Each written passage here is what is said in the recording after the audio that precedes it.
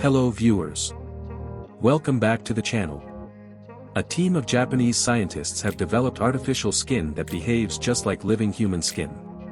It can repel water and heal or repair itself when wounded. Seems like the days of the Terminator finally becoming a reality isn't that far off. Yes, in this video you are going to see about how a team of Japanese scientists invented human living skin for robots that heals itself.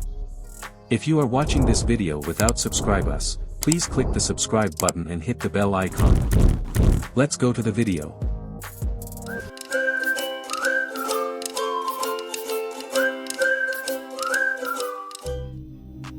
If you ever thought that Arnold Schwarzenegger's Terminator can never be a real possibility, or that it was at least 1,000 years into the future, think again, for a Japanese team of scientists has developed real, human-like living skin for robots that heals itself.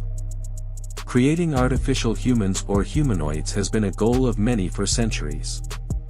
There have been instances of this practice even in Greek mythology. But we've never been closer to achieving a realistic human-like robot than we do right now. A team of Japanese scientists at the University of Tokyo have actually developed human living skin from human skin cells. This new material feels, functions and behaves just like normal skin on a human being. The lab-made skin successfully generated the look and touch of real human skin and was found to repel water and repair itself when injured with minor wounds and abrasions. This new, living, skin for robots could push progress towards humanoid robotics even further. That's because looking real is one of the top priorities that engineers and researchers have had for humanoid robots. Imagine if Elon Musk appropriated this tech for the Tesla bot. Because these robots are being designed to work directly in the healthcare and service industries, they need to look real and human to avoid scaring people. Only this time, it seems that science has outdone itself. Shoji Takeuchi, a professor at the University of Tokyo who led the team of scientists, says that the researchers created a new type of tissue molding method instead of cutting the skin to fit the finger. Then, they submerged the finger into a cylinder filled with a mix of collagen and human dermal fibroblasts, which is a form of human skin tissue.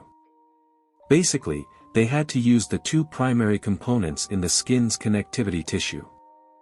This plan succeeded in making a living skin for the robots because of its natural shrinking tendency.